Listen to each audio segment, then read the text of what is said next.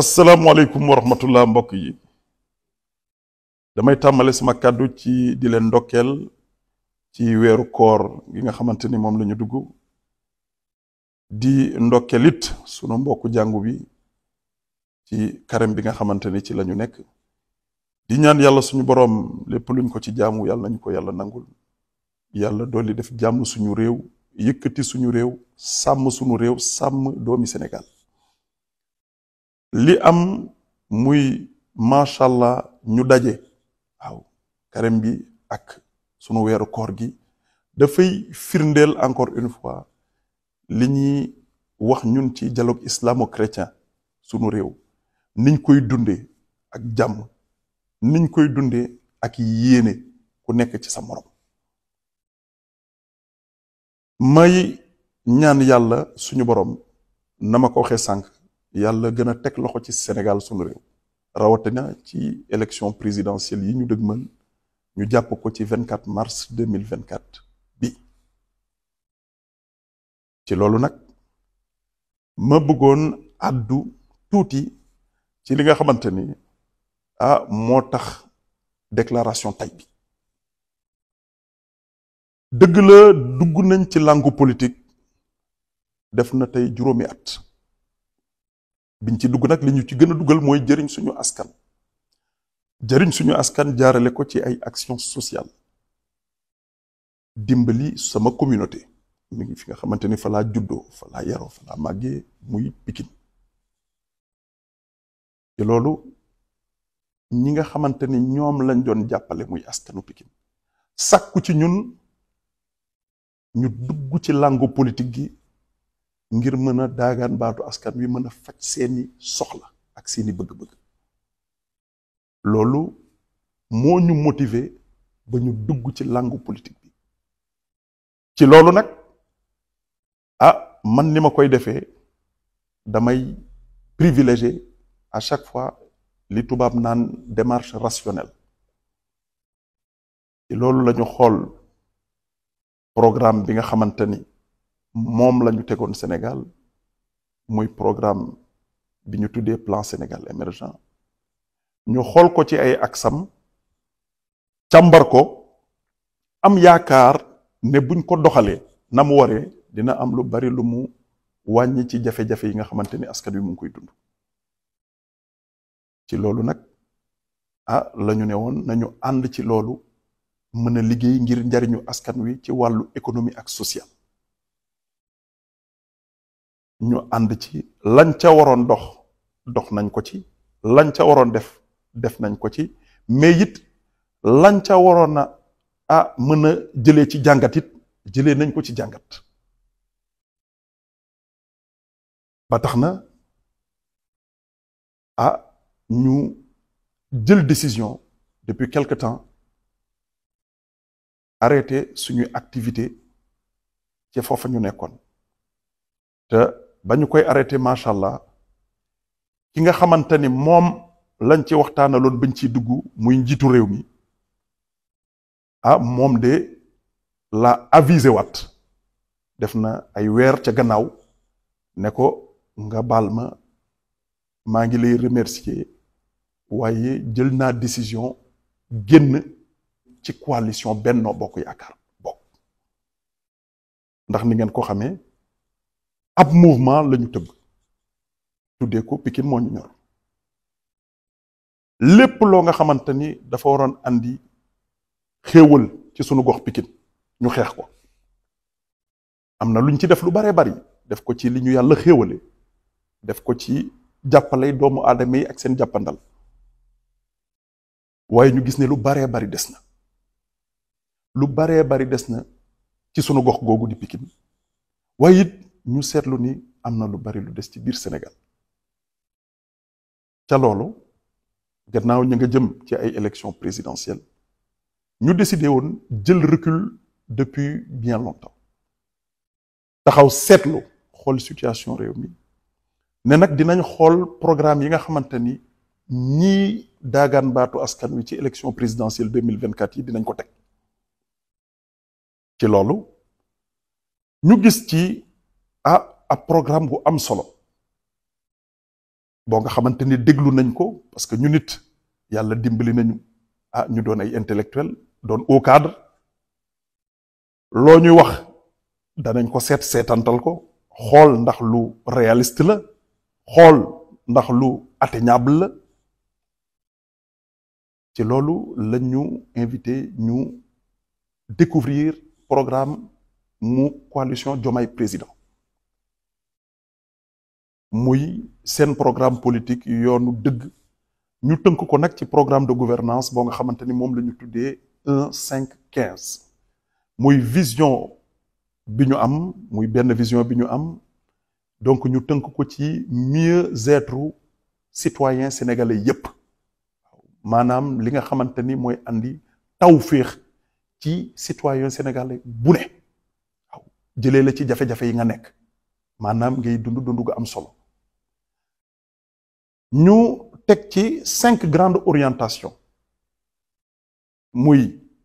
renouveau institutionnel ak engagement africain teg ci endogénéité de l'économie ak souveraineté alimentaire teg ci capital humain ak qualité de vie teg ci innovation technologie ak infrastructure durable mujjee nag ci 5e bi ci sécurité nationale ak it naka la ñuy ubbeekoo à l'international defaraat image u Sénégal loolu nag wax dëgg yàlla ñu càmbar li nga xamante ni mooy axe yi nekk ci biir bu ci nekk ci yi ma wax orientation yi ma wax muy ay axe yu am solo yuy tënk maanaam li nga xamante ni moo war a développer réew mi ñu toog nañu 1400 cadres sénégalais surtout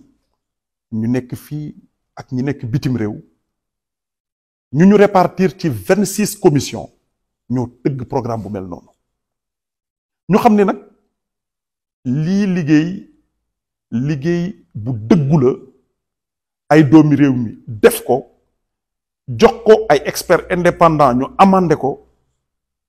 ñu pare it ubbeeku ci li ñuy wax ci démarche inclusive jox ko candidats yi nga xamante ni ñoo nekk ci biir coalition bi ñoom it ñu apporter seeni amendement pour rendre la démarche beaucoup plus participative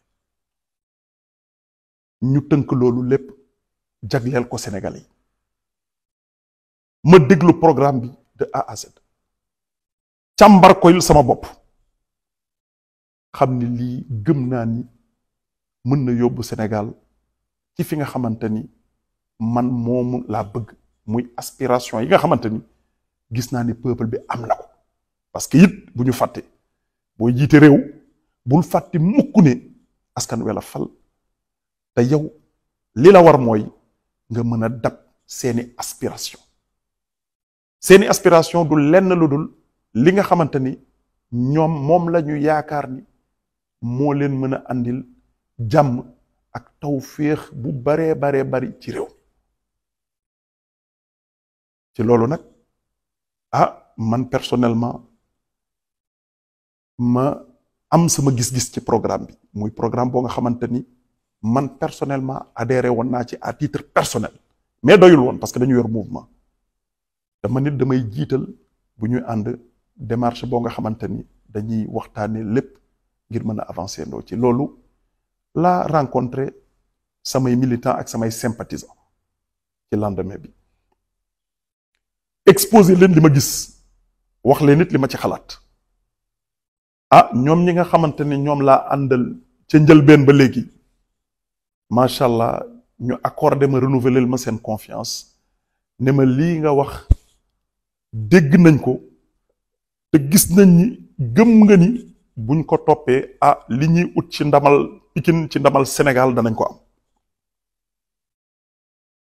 d'accord ak man ci loolu d'accord ak man ci accompagner ma ci démarche boobu moo tax mbokk yi ma jël décision bu importante muy la décision de rejoindre la coalition Diomaye Président di ñaan yàlla coalition bu mag boobu yàlla defal ko ndam ci élection 24 mars 2024 yii nga xamante ni moom la ñu dëgmal yàlla dooleel mbooleem nit bu nekk ci coalition boobu mbooleem njiit mbooleem sénégalais bi ci nekk ba bëgg-bëgg yi ñu am parce que yàllaay mottali yàlla mottali bëgg-bëgg yooyu mu jariñ Sénégal yépp incha allahu rabbi ci barke weeru koor gi ñu toll di wax ni fa ma nekkoon di gis naa fa jàmm bañ ma woowee di ma présenter programme bi kilifa yi ma fa fekk gis naa fa jàmm gis naa fa dal gis naa fa wegante muy respectante seen biir gis naa fa it ëdëb muy teggin gu mat ci mag yi ci ndaw yi gis naa fi it bëggante soppante seen biir ngir Sénégal loolu nag di ay qualité yoo nga xamante ni fu ko waay gis na xam ne dëgg nga fa te gëm naa ni coalition bii di coalition Diomaye président